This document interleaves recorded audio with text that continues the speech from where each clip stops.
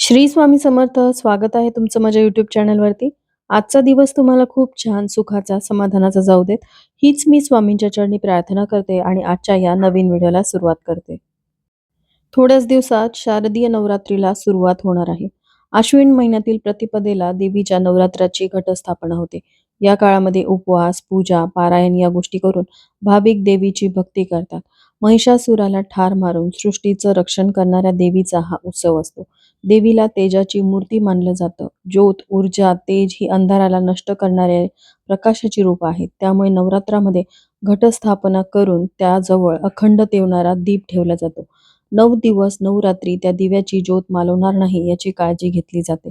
यंदाच्या नवरात्रीत अखंड दीप लावण्याआधी त्याविषयीच्या काही महत्त्वाच्या गोष्टी मी आजच्या व्हिडिओमध्ये शेअर करणार आहे. हिंदू संस्कृतीमध्ये कोणत्याही शुभकार्याआधी दिवा लावण्याची परंपरा आहे. दिवा हा सकारात्मक ऊर्जेचं प्रतीक समजला जातो.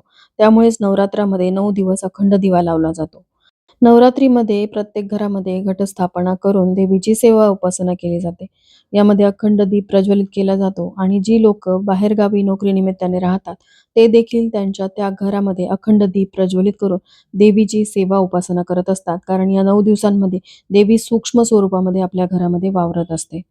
आपल्याला तिची कृपा लाभावी, आपल्यावर येणारी सर्व संकट, विघ्न देवीच्या कृपेने दूर व्हावीत आणि घरामध्ये सुख समृद्धी यावी यासाठी नवरात्रीमध्ये 9 दिवस अखंड दिवा प्रज्वलित केला जातो. ज्यांच्या घरामध्ये घटस्थापना होत नाही किंवा गावाकडे केली जाते त्या सर्वांनी देखील अखंड दिवा कसा लावावा, का लावावा, दिव्यामध्ये तेल घालावं की तूप घालावं, दिव्यातील वातीची दिशा कोणती असावी, दिवा प्रज्वलित केल्यानंतर कोणता मंत्र बोलावा, दिव्यात अशी कोणती वस्तू टाकावी जेणेकरून दिवा विझणार नाही आणि ह्या अखंड ज्योतीचे नियम काय आहेत ही संपूर्ण माहिती जाणून घ्यायची असेल तर व्हिडिओ स्किप न करता शेवटपर्यंत बघा. चॅनलवरती पहिल्यांदा असाल तर नक्कीच सबस्क्राईब करा आणि असेच नवनवीन माहितीपूर्ण व्हिडिओ बघण्यासाठी बेल आयकॉनलाही क्लिक करा. त्यामुळे जेव्हाही मी नवीन व्हिडिओ अपलोड करेल तेव्हा त्याचं नोटिफिकेशन सर्वात आधी तुम्हाला मिळेल आणि तुम्ही एक पण व्हिडिओ मिस करणार नाही.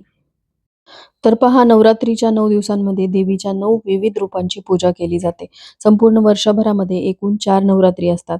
पहिली नवरात्री चैत्र महिन्यात असते, तर दुसरी ही शारदीय नवरात्री अश्विन महिन्यात साजरी केली जाते आणि इतर 2 नवरात्री ह्या गुप्त स्वरूपात असतात. पण आपल्याकडे चैत्र आणि अश्विन नवरात्रीला खूप महत्त्व आहे. यंदा 3 ऑक्टोबरपासून शारदीय नवरात्रीला सुरुवात होणार असून 11 ऑक्टोबर हा नवरात्रीचा शेवटचा दिवस असेल आणि 12 ऑक्टोबर रोजी दसरा साजरा केला जाईल. नवरात्रीच्या दिवसांमध्ये पूर्ण 9 दिवसांपर्यंत अखंड ज्योत लावली जाते, कारण अखंड ज्योतीला देवीचे स्वरूप मानले जाते आणि त्याची पूजा केली जाते. त्यामुळे तुमच्या घरामध्ये घटस्थापना होत असेल किंवा नसेल होत तरी देखील अखंड ज्योत प्रज्वलित करून म्हणजेच अखंड दिवा लावून आपल्याला देवीची सेवा उपासना करायची आहे. तर 3 ऑक्टोबर रोजीच आपल्याला हा दिवा प्रज्वलित करायचा आहे. देवपूजा झाल्यानंतर जर तुमच्या घरामध्ये घटस्थापना केली जात असेल तर तिथे तुम्हाला हा अखंड दिवा प्रज्वलित करायचा आहे. घटस्थापना केली जात नसेल तर देवघरासमोर तुम्ही हा दिवा प्रज्वलित करू शकता. दिव्याला नेहमी आसन असावं, एक छोटासा चौरंग किंवा तुम्हाला पाट घ्यायचा आहे. त्यावरती एखादं लाल रंगाचं वस्त्र तुम्हाला अंथरायचं आहे. आता हे आसन टाकल्यानंतर यावरती तुम्ही एखादी मोठी तांब्याची किंवा पितळेची प्लेट ठेवू शकता आणि त्यावरती तुम्हाला तांदळाने अष्टदल कमळ काढायचं आहे. अष्टदल कमळ जर काढता येत नसेल तर तुम्ही स्वस्तिक देखील काढू शकता. पण ते स्वस्तिक देखील तुम्हाला तांदळानेच काढायचं आहे, कारण तांदूळ हे समृद्धीचं प्रतीक मानले जातात. म्हणून तांदळाने स्वस्तिक किंवा तुम्ही अष्टदल कमळ काढायचं आहे. बऱ्याच जणींना अष्टदल कमळ काढता येत नाही, तर तुम्ही YouTubeवरती एखादा व्हिडिओ बघितलात तर व्यवस्थित तुम्हाला अष्टदल कमळ काढता येईल. मी देखील इथे शेअर करणार आहे. जर तुमच्या घरामध्ये तांदळाने अष्टदल कमळ काढल्या जात असेल तर तुम्ही तांदळाने काढा. बऱ्याचशा घरांमध्ये कुंकवाने अष्टदल कमळ काढलं जातं. तर जशी तुमच्याकडे प्रथा आहे त्याच प्रकारे तुम्हाला हे अष्टदल कमळ काढायचं आहे, कारण नवरात्रीमध्ये जो अखंड दिवा प्रज्वलित केला जातो तो अष्टदल कमळाच्या आसनावरतीच ठेवला जातो. तर आसनावरती तुम्ही अष्टदल कमळ काढू शकता किंवा एखादी प्लेट घेऊ शकता तांब्या पितळेची आणि त्यावरती हे अष्टदल कमळ काढू शकता. आता यावरती आपण दिवा ठेवणार आहोत, त्यामुळे दिव्याची वात वगैरे वाढवताना किंवा काजळी येत असताना हे अष्टदल मोडणार नाही याची काळजी मात्र आपल्याला या 9 दिवसांमध्ये घ्यायची आहे. तर हे अष्टदल कमळ काढून झाल्यानंतर त्यावरती आपल्याला हळदी कुंकू अर्पण करायचं असतं. आता या अष्टदल कमळावरती आपल्याला जो दिवा ठेवायचा आहे तो दिवा कसा असावा, तर अखंड ज्योत ज्या दिव्यामध्ये आपण प्रज्वलित करणार आहोत तो नेहमी पितळेचा असावा. मोठा पितळेचा दिवा तुमच्या घरात असेल तर तो तुम्हाला घ्यायचा आहे किंवा तुम्ही मातीची पंती घेऊ शकता. पण बघा 9 दिवस हा दिवा लावायचा आहे, त्यामुळे पंती घेत असताना ती मोठ्या आकाराची असावी. नवरात्रीच्या निमित्ताने बाजारामध्ये तुम्हाला मातीची मोठी पंती सहज मिळून जाईल. बऱ्याच जणांच्या घरामध्ये दगडी जो दिवा असतो, तो देखील लावला जातो. तर तुमच्या परंपरेनुसार तुम्हाला हा दिवा जो आहे तो घ्यायचा आहे. मोठ्या आकारामध्ये जर पितळेचा दिवा घरामध्ये नसेल, तर तुम्ही मातीची पंती लावली तरीही चालेल. तर जो दिवा तुम्ही घेतलेला आहे, मातीची पंती असेल किंवा पितळेचा दिवा असेल, तो तुम्हाला जमिनीवरती ठेवायचा नाही. असं नाही की तुम्ही देवघरासमोर फरशीवरती अष्टदल कमळ काढलं आणि त्यावरती दिवा ठेवला. तर दिव्याला आसन तुम्हाला द्यायचं आहे. एक छोटासा चौरंग किंवा पाट घ्यायचा, त्यावरती अष्टदल कमळ तुम्हाला काढायचं आहे. आता हा दिवा मी घेतलेला आहे, तर दिवा तुम्ही बघू शकताय थोडा मोठ्या आकाराचा आहे. कारण दिवा आपल्याला 9 दिवस अखंड दैवत ठेवायचा असतो रात्रंदिवस. त्यामुळे पुरेसं तेल किंवा तूप यामध्ये बसेल एवढा मोठा दिवा तुम्हाला घ्यायचा आहे. तर पहा या दिव्यामध्ये जी वात आपल्याला घालायची आहे ती कोणती असावी? तर आपल्या घरामध्ये जी वात या दिव्यामध्ये घातली जाते त्यानुसार तुम्ही वात वापरू शकता. बऱ्याच जणांकडे हा जो लाल पिवळ्या रंगाचा धागा म्हणजेच कलावा असतो, हा देखील कापसापासूनच बनलेला असतो. याची वात दिव्यामध्ये घातली जाते आणि जर तुमच्या घरामध्ये कापसाची पांढरी वात घातली जात असेल, तर ती तुम्ही घालू शकता. त्या वाती ज्या आहेत त्या बाजारात देखील सहज मिळतात आणि हा कलावा तर तुम्हाला देवाचं साहित्य जिथे मिळतं तिथे मिळून जातात आणि नवरात्रीच्या निमित्ताने तुम्हाला अखंड दिव्यासाठीच्या वाती देखील मिळतील किंवा तुम्ही घरी देखील अखंड दिव्यासाठीची वात तयार करू शकता. पण वात आपल्याला 1.25 हात लांब घ्यायची आहे. मग कलाव्याची वात वापरावी की नाही का कापसाची वात वापरावी? कोणतीही वात वापरली तुम्ही मनोभावे जी सेवा करताय ती देवीपर्यंत पोहोचते. त्यामुळे वात कोणती असावी याबद्दल असा मनात कोणताही संभ्रम ठेवू नका. तर आता वात घेताना आपल्याला 1.25 हात लांब अशी वात घ्यायची आहे. तुम्ही बघू शकताय. 1 हात एवढी वात घेतल्यानंतर अजून थोडीशी वर वात घ्यायची म्हणजे ती 1.25 हात होते आणि 9 दिवस आपल्याला तीच वात ठेवायची आहे. ती वात बदलायची नाही. त्यामुळे घेत असताना वात ही थोडीशी जास्त झाली तरीही चालते. तर ही दुहेरी वात मी घेतलेली आहे. तर अशाच प्रकारे तुम्ही कापसाच्या 2 वाती बनवू शकता. 2 वातींची 1 वात करायची आहे. अशा प्रकारे आणि त्यानंतर तुम्हाला ती दिव्यामध्ये घालायची आहे. तर पहा या दिव्यामध्ये आपण वात घातल्यानंतर वातीची दिशा कोणती असावी? दिवा तेलाचा असावा की तुपाचा असावा? तो दिवा आपल्याला देवीच्या कोणत्या बाजूला ठेवायचा आहे? तर नवरात्रातील 9 दिवस दिवा दैवत ठेवणे याला अखंड दिवा म्हणतात. आता या अखंड दिव्यामध्ये आपण वात घातल्यानंतर या दिव्याला आपल्याला हळदी-कुंकू देखील लावून घ्यायचं आहे. नवरात्रीच्या 9 दिवसापर्यंत देवी आईला प्रसन्न करण्यासाठी इच्छित फळ मिळावे यासाठी बघा या दिव्यामध्ये तुम्ही गाईचं साजूक तूप घालू शकता आणि त्याचा अखंड दिवा तुम्ही लावू शकता. जर घरामध्ये गाईचे साजूक तूप नसेल तर तुम्ही म्हशीचे तूप वापरलं तरीही चालेल. त्यामध्ये तुम्हाला चिमूटभर हळद घालायची आहे. नवरात्रीमध्ये विद्यार्थ्यांसाठी शुद्ध गाईच्या तुपाचा दिवा लावल्याने त्यांना त्यांच्या कार्यामध्ये यश मिळतं. पण तुपाचा दिवा लावणं शक्य नसेल तर तुम्ही दिव्यामध्ये तेल घालू शकता. आता हा दिवा प्रज्वलित केल्यानंतर तो देवी आईच्या कोणत्या बाजूला ठेवायचा आहे? तर तेलाचा दिवा हा देवांच्या डाव्या हाताला म्हणजेच आपल्या उजव्या हाताला असतो आणि तुपाचा दिवा हा देवांच्या उजव्या हाताला म्हणजेच आपल्या डाव्या हाताला असतो. तर अशा प्रकारे दिवा जो आहे तो तुम्हाला ठेवायचा आहे. किंवा जिथे कुठे तुम्ही घटस्थापना केलेली आहे, तिथे अगदी मधोमध हा दिवा ठेवू शकता. घटस्थापना केलेली नसेल तर देवघरासमोर हा दिवा तुम्ही मधोमध ठेवू शकता. कोणत्याही डाव्या किंवा उजव्या बाजूची चिंता करण्याची गरज नाही. पण जे तेल किंवा तूप या दिव्यासाठी तुम्ही वापरणार आहात, ते तुम्हाला वेगळं ठेवायचं आहे. स्वयंपाकघरातील तेल किंवा तूप तुम्हाला वापरायचं नाही. ही एक महत्त्वाची काळजी तुम्हाला आवर्जून घ्यायची आहे. आता हा दिवा प्रज्वलित करण्यापूर्वी आपल्याला संकल्प करायचा आहे आणि देवी आईला विनवणी करायची आहे, की "हे देवी आई, मी तुझ्यासाठी 9 दिवस माझ्या घरामध्ये अखंड दिवा तेवत ठेवणार आहे. माझ्या घरावरती तुझी कृपादृष्टी राहू दे. घरामध्ये सुख समृद्धी येऊ दे. आमच्या सर्व इच्छा पूर्ण होऊ देत." दिवा प्रज्वलित केल्यानंतर दिव्याला तुम्हाला हळदी, कुंकू, अक्षता अर्पण करायच्या आहेत. धूप, दीप ओवाळून फुलं अर्पण करायची आहेत. अखंड दिवा प्रज्वलित केल्यानंतर या एका मंत्राचं तुम्हाला पठण करायचं आहे आणि हा मंत्र तुम्हाला पुढचे सलग 9 दिवस सकाळ आणि संध्याकाळ या अखंड ज्योतीसमोर बोलायचा आहे.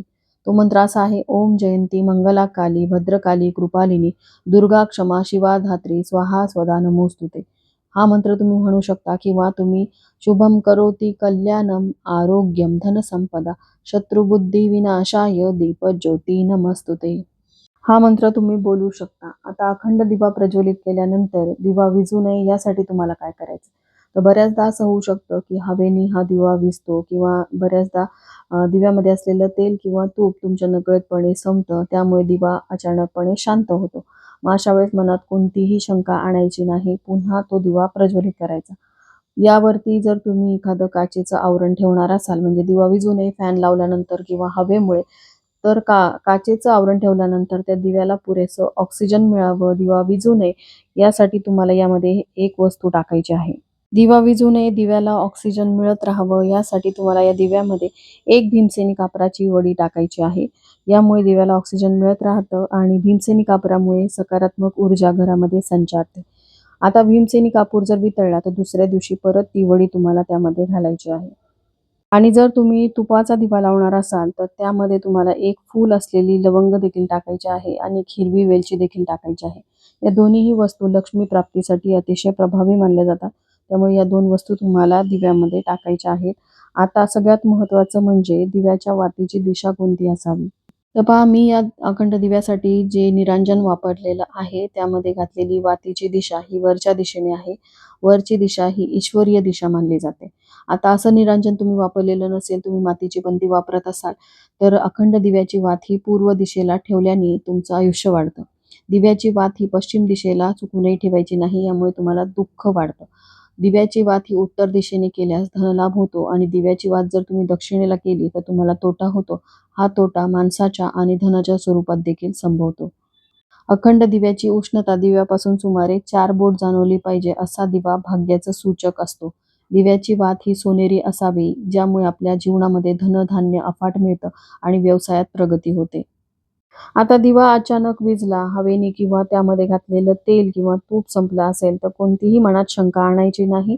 पुन्हा तो नव्याने प्रज्वलित करायचा आहे. पण दिवा विझू नये यासाठी तुम्हाला काळजी घ्यायची आहे. तिला आलेली काजळी तुम्हाला वारंवार काढून घ्यायची आहे. काजळी काढत असताना देखील दिवा विझू शकतो. त्यासाठी तुम्हाला काजळी काढण्यापूर्वी एक दिवा घ्यायचा आहे. या दिव्यामध्ये जे अखंड दिव्यामध्ये तेल किंवा तूप घातलेलं आहे तेच घालायचं आहे. आणि जी वात तुम्ही या दिव्यामध्ये घातलेली आहे, म्हणजे जोडवात घातली असेल तर जोडवात किंवा कलाव्याची वात ती घालायची आहे. सगळ्यात आधी काजळी काढण्यापूर्वी अखंड दिव्याला तुम्हाला या छोट्या दिव्याने प्रज्वलित करून घ्यायचं आहे. त्यानंतर दिव्याची वात थोडीशी वर करून तुम्हाला काजळी काढून घ्यायची आहे. जेणेकरून जर काजळी काढत असताना हा दिवा शांत झाला तर तुम्हाला त्या दुसऱ्या दिव्याने तुम्हाला अखंड ज्योती परत प्रज्वलित करता येईल. कारण त्या दिव्याला आपण अखंड दिव्याच्या ज्योतीनेच प्रज्वलित केलं होतं. त्यामुळे जरी तुमचा अखंड दिवा शांत झाला, तरी ज्योत मात्र तुमची दैवत आहे. त्यामुळे मनात कोणतीही शंका आणायची नाही आणि त्या छोट्या दिव्याने परत तुम्हाला अखंड दिवा जो आहे तो प्रज्वलित करायचा आहे. नवरात्रीच्या दिवसांमध्ये पूर्ण 9 दिवसांपर्यंत अखंड ज्योत लावली जाते. कारण अखंड ज्योतीला देवीचे स्वरूप मानले जाते आणि त्यांची पूजा केली जाते. नवरात्रीमध्ये हा अखंड दिवा लावण्याचे अनेक नियम सांगितले आहेत. त्या नियमांचं पालन तुम्हाला आवर्जून करायचं आहे. जर अखंड दीप तुम्ही तुमच्या घरामध्ये लावत असाल, तेव्हा घरामध्ये सकारात्मक दिशेचं पालन करायला हवं. घरामध्ये कोणतीही अपवित्र गोष्ट आपल्याला ठेवायची नाही. या 9 दिवसांमध्ये ब्रह्मचर्याचं पालन आपल्याला करायचं आहे. तसंच 9 दिवस घरामध्ये आपल्याला मांसाहार चुकूनही करायचा नाही. जर ज्योत देवीच्या मूर्तीजवळ ठेवत असाल, तर तेलाचा दिवा देवीच्या डाव्या बाजूला ठेवा आणि तुपाचा दिवा देवीच्या उजव्या बाजूला ठेवणं शुभ मानलं जातं. अखंड ज्योत नवरात्रीचे 9 दिवस विझू द्यायची नाही. दिवा विझू नये यासाठी काचेचं आवरण तुम्ही त्यावरती ठेवू शकता. अखंड दिवा तुम्ही घरामध्ये ज्या ठिकाणी ठेवाल ते ठिकाण स्वच्छ असायला हवे. शिवाय घरातील शौचालयाच्या आसपास देखील हा दिवा ठेवू नये. घर छोटं असेल, देवघरासमोर जागा नसेल, तर हा दिवा तुम्ही तुमच्या हॉलमध्ये देखील प्रज्वलित करू शकता. घरामध्ये घटस्थापना केल्यानंतर किंवा अखंड दिवा प्रज्वलित केल्यानंतर तुम्हाला घराला कुलूप लावून कुठेही जायचं नाही. आता नोकरीनिमित्ताने तुम्हाला बाहेरगावी जावं लागत असेल किंवा नवरात्रीच्या 9 दिवसांमध्ये तुम्ही देवीच्या दर्शनासाठी घराबाहेर जात असाल, तर दिव्यामध्ये पुरेसं तेल आहे का ते सगळं बघूनच तुम्हाला घराबाहेर पडायचं आहे. जेणेकरून तुम्ही घरी येईपर्यंत तो दिवा शांत होणार नाही. हा दिवा घरामध्ये प्रज्वलित असताना तुम्हाला बाहेर कुठेही मुक्कामी जायचं नाही. जर अचानकपणे काही निमित्ताने तुम्हाला जावं लागलं, तर तुम्हाला संध्याकाळी किंवा रात्री घरी परत यायचं आहे. नवरात्रीच्या दिवसांमध्ये हा दिवा प्रज्वलित करत असताना जर तुमचा मासिक धर्म सुरू असेल, तर नवरात्रीच्या पहिल्या दिवशी हा दिवा तुम्ही तुमच्या पतीकडून प्रज्वलित करून घेऊ शकता. त्यानंतर मासिक धर्म झाल्यानंतर घरामध्ये सगळीकडे गोमूत्र शिंपडायचं आहे आणि त्यानंतर तुम्ही या दिव्याच्या सेवेला सुरुवात करू शकता. पण हा दिवा प्रज्वलित केल्यानंतर मध्येच तुमचा मासिक धर्म आला, तर तेवढे दिवस तुम्ही दिव्याजवळ जायचं नाही. काही नियमांचं पालन करायचं. तेवढे दिवस दिव्याची काळजी जी आहे ती पतीला किंवा तुमच्या मुलांना घ्यायला सांगायची. आणि तो दिवा जो आहे तो तुम्हाला घरामध्ये सुरू ठेवायचा आहे. पण नवरात्रीच्या काळामध्ये जर तुम्हाला सुतक पडलं, तर सुतकामध्ये तुम्हाला ही सेवा करता येणार नाही. घटस्थापना देखील करता येणार नाही. तर चला, झालेली सेवा मी देवी आईच्या चरणी अर्पण करते. इथेच व्हिडिओचा एंड करते. व्हिडिओ आवडला असेल, थोडा जरी हेल्पफुल वाटला असेल, तर व्हिडिओला लाईक, शेअर आणि सबस्क्राईब करायला विसरू नका. भेटूयात अशाच एका नवीन व्हिडिओसोबत. आई राजा उदो उदो.